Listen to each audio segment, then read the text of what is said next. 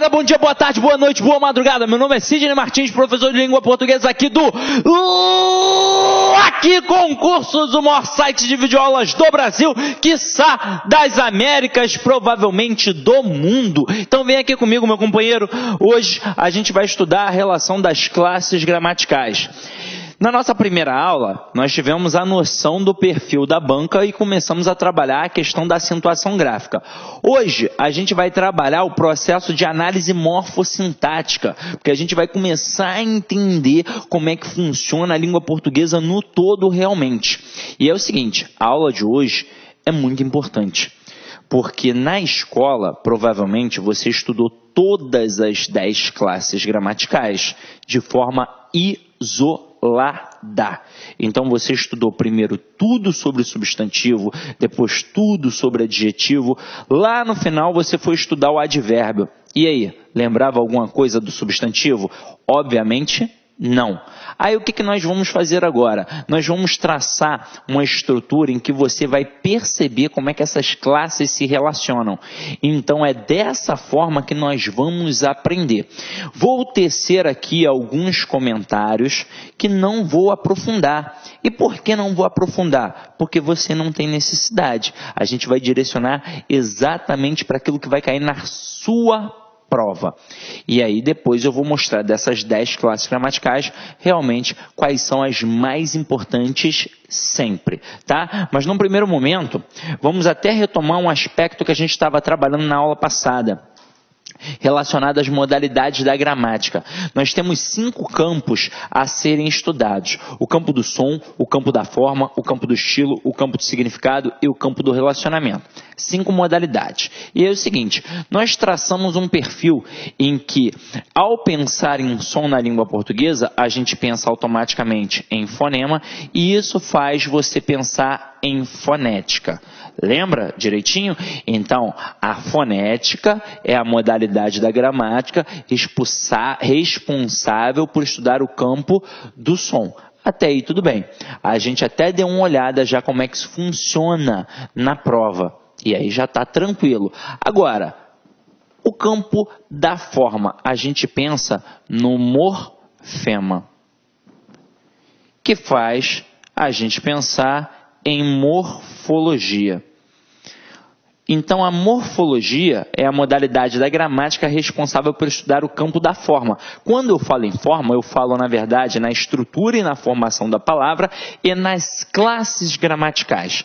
A matéria que mais cai em provas é a análise sintática, quando, na verdade, nunca foi sintática, sempre foi uma análise morfossintática. Então, está aí a importância das classes gramaticais. Eu preciso ver a qual classe gramatical o camarada está ligado, para aí sim eu conseguir classificar aquele termo sintaticamente. Sem contar que ao estudar a língua portuguesa num todo, a gente percebe que a análise textual só acontece depois da análise gramatical. Hoje eu vou até mostrar para vocês como é que isso funciona na íntegra. E sabe quem é o primeiro elemento? É esse cara aqui, ó, o morfema. O morfema é a menor unidade significativa de uma palavra. Tudo na língua portuguesa começa nele. E aí presta atenção, se eu digo análise textual, tudo bem. Mas eu também chamo de análise gramatical e chamo de análise sintática. Se eu chamo de análise, isso é interpretação. Então a gente está interpretando o tempo todo na língua portuguesa. Agora, vem aqui comigo. Estilo, a gente já sabe que é estilística. De vez em quando a gente vai precisar até buscar um conhecimento aqui, mas o conhecimento mais importante está aqui, ó, no campo do significado, que faz a gente pensar em semântica. A semântica, sim, é uma modalidade extremamente importante. Está relacionada ao processo de compreensão e interpretação de textos. E é o seguinte, isso vai cair na tua prova? Isso vai cair na tua prova. Mas eu vou até te tranquilizar. Depois, em algumas aulas posteriores, nós vamos estudar isso aqui com mais calma e tranquilidade. Mas você pode ter a certeza, o que realmente cai bastante na nossa prova é a análise de compreensão do texto. Por quê? Porque quando a gente pensa em compreensão, é aquilo que está dentro do texto. E quando eu penso em interpretação, é aquilo que está além do texto. E aí, como é que isso funciona na prática, Sidney? Compreensão sempre vai me jogar para dentro do texto. Então, o comando da questão será, segundo o texto, de acordo com o texto, simplesmente no texto, ou então o que o autor quis dizer, na linha tal, no termo tal, no período tal, e por aí vai. E quando a questão é de interpretação, vai modificar o comando. Então não vai ser mais segundo o texto, vai ser o que o autor quis dizer, infere-se que, deduz-se que, e por aí vai. Vou fazer uma pequena analogia, um pequeno exemplo, para que vocês possam entender isso. Então aqui eu tenho o Pedro, aqui eu tenho o João. Aí o Pedro, eu digo a vocês que o Pedro e o João estavam ontem lá na Praia da Barra. Os dois estavam sentados no quiosque, tomando uma cerveja gelada, comendo um peixinho frito. O Pedro estava de sunguinha branca e o João de sunguinha amarela. O que vocês interpretam disso? Aí tem muita gente que vai pensar que os dois são namorados. Hoje em dia é super normal, CG. Mas é o seguinte, num texto eu tenho 3 possíveis erros interpretativos para cometer. É o erro da redução, o erro da contradição e o erro da extrapolação, que é o mais comum. O que seria o erro da redução? Dizer que esse pequeno texto que eu acabei de apresentar é um texto que fala sobre cerveja. E cerveja foi apenas um elemento do texto. Um erro de contradição, dizer que os dois são inimigos. E caramba, eles estão batendo um papo, tomando uma cerveja, como é que eles vão ser inimigos? E qual seria o erro da extrapolação e mais comum? Dizer que os dois são namorados. Caramba, mas hoje em dia é normal, Sidney. Mas aí para e pensa, em que momento do texto eu mencionei algo sobre a sexualidade deles? Em nenhum. Então não tenho direito de interpretar, deduzir e inferir que são 2 namorados. O que eu posso compreender? Que são 2 homens conversando. E o que eu posso interpretar, deduzir e inferir? Que são 2 amigos conversando. Então, meu companheiro, a morfologia é muito importante. Você viu que tudo começa aqui. Então a morfologia é a base da gramática. Eu ouso dizer que se você não sabe classe gramatical, você não sabe nada em língua portuguesa. A semântica é uma modalidade muito importante porque está atrelada ao processo da análise textual, que é algo que sempre cai na nossa prova. E a questão do relacionamento é atrelada à função sintática, que a gente pensa logo em sintaxe, que é, sem sombra de dúvidas, uma modalidade muito importante responsável por estudar o campo do relacionamento. Haja vista que a análise nunca foi sintática, ela sempre foi o quê? Morfossintática. E agora chegou um momento importante. Toda essa retomada que a gente fez foi para mostrar que dessas 5 modalidades, 3 são extremamente importantes. São elas, a morfologia, a semântica e a sintaxe. E por que essas 3 são sempre importantes? Porque elas sempre vão caminhar juntas. Olha como é que isso funciona na prática. Lá no dia da tua prova, o cara pode ser esperto e fazer uma frase muito simples, no estilo João quebrou a cadeira. Aí o cara vai destacar a palavra João e vai dizer que a função morfológica é sujeito. Ai caramba! Ele está testando a tua falta de atenção.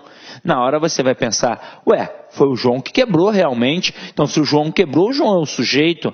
Mas aí repara, ele não falou de função sintática. Ele falou de função morfológica. Na prova, o cara pode cobrar função morfológica, função semântica e função sintática. Quando o cara cobra a função morfológica, o avaliador, o cara da banca, ele quer saber qual é a classe gramatical. Se é substantivo, se é adjetivo, pronome, preposição e por aí vai. Então aqui, João, morfologicamente, gramaticalmente, é um substantivo. Sintaticamente, é um sujeito. Agora, e semanticamente, o que o cara quer saber? Quer saber o sentido. Aí nós temos N possibilidades. Pode ser causa, consequência, finalidade, tempo e por aí vai. Agora, quando o camarada pede a função sintática, aí Ele está querendo saber sobre os termos da oração. Ou seja, se é sujeito, se é predicado, se é objeto direto, objeto indireto, adjunto adnominal, adjunto adverbial e por aí vai. Aí você vai falar assim, caramba, Sidney, é muita coisa para estudar, vou ficar desesperado. Mas aí vocês vão ver a importância da classe gramatical. Se eu descobrir qual é a classe gramatical daquele termo destacado, eu já percorri 70% do trajeto. Então vocês vão perceber que está tudo sempre interligado. E aí observa, o camarada pede a função morfológica, mas eu também não deixo de observar sintaticamente. Ele me pede a função sintática, mas eu não deixo de observar morfologicamente. Ou seja, não existe só a morfologia de forma isolada, só a sintaxe. O que existe é a morfossintaxe. E às vezes a semântica ainda vai fazer parte disso. Tranquilo ou não tranquilo? E aí vamos adiante.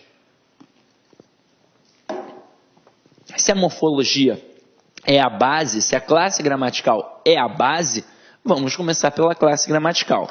E é o seguinte, meu companheiro. Deixa eu apagar aqui para não ficar poluído visualmente. Agora a aula vai começar para valer. Nós temos 10 classes gramaticais, 4 invariáveis e 6 variáveis. Daqui a pouco a gente estuda as 4 invariáveis. Vamos começar pelas 6 variáveis. E aí preste atenção, ó. Nós vamos estudar exatamente assim, ó. Tá vendo? Uma isolada e as outras 5 num processo conjunto. Eu já até te adianto. Quem é essa daqui que fica isolada? É o verbo. E por que o verbo fica isolado? Porque é a classe mais variável de todas. É a classe que manda em tudo. Ou seja, é a classe mais importante. É a mais difícil. Então tem que ser estudada sozinha. Agora as outras 5. As outras 5 trabalham num processo conjunto. Então eu vou ter uma aqui no meio e as outras 4 na sua periferia só obedecendo. Então acompanha aqui comigo como é que funciona, ó. Tá aqui a relação das classes gramaticais. Então eu tenho aqui no meio o substantivo, que é a classe responsável pelo nome. Ou seja, o substantivo é responsável por nomear os seres e as coisas. Agora, para concurso público, o substantivo tem uma outra importantíssima função. Ele é sempre um termo determinado. E o que significa dizer que um termo é determinado? Significa dizer que é sempre núcleo.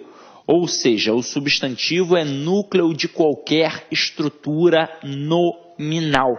Portanto, é núcleo do sujeito, é núcleo do objeto direto, é núcleo do objeto indireto, é núcleo do complemento nominal e por aí vai. Agora, num primeiro momento, esse quadrinho aqui já faz a gente entender, por exemplo, um assunto futuro, que é a concordância verbal. Por exemplo, no CESP, concordância verbal é algo que sempre cai. E não é um bicho de 7 cabeças, mas ele testa a tua atenção. O que o camarada vai fazer? Ele vai fazer uma frase enorme. E nem está trabalhando com sujeito indeterminado, com sujeito que é oração sem sujeito, ou então com um sujeito composto. Não, o camarada vai trabalhar com sujeito simples. E aí o que ele vai fazer? Uma frase enorme. E é óbvio que o sujeito vai ficar grande. Aí dentro desse sujeito, o avaliador vai colocar várias palavras no plural. E o verbo? No plural. Meu companheiro, na hora você vai atentar? Não vai, você está nervoso, então você vai acabar deixando, vai acabar achando que está o quê? Certo. Mas o verbo, ele concorda com o sujeito? Não. E aí na escola, não é assim que o aluno sai? Ele sai pensando que o verbo concorda com o sujeito? É por isso que o aluno é derrubado no concurso público. Porque o verbo ele não concorda com o sujeito como um todo. Ele concorda com o núcleo do sujeito. E quem sempre vai ser o núcleo do sujeito? O substantivo sem preposição. Agora, isso daqui também faz a gente entender a relação da concordância nominal. O que é a concordância nominal? É a relação entre o nome e os seus determinantes. Ou seja, se o substantivo é o determinado, quem o acompanha aqui é determinante. Então, como é que funciona a concordância nominal? Manda quem pode, obedece quem tem juízo. Manda o substantivo e o resto obedece. Então, se ele está no singular, o resto fica no singular. Se ele está no plural, o resto fica no plural. Se ele está no masculino, o resto fica no masculino. Se ele está no feminino, o resto fica no feminino. Ah, Sidney, mas a gente estuda uma porrada de coisa, tem casos especiais, não tem? Tem, mas a base é esta.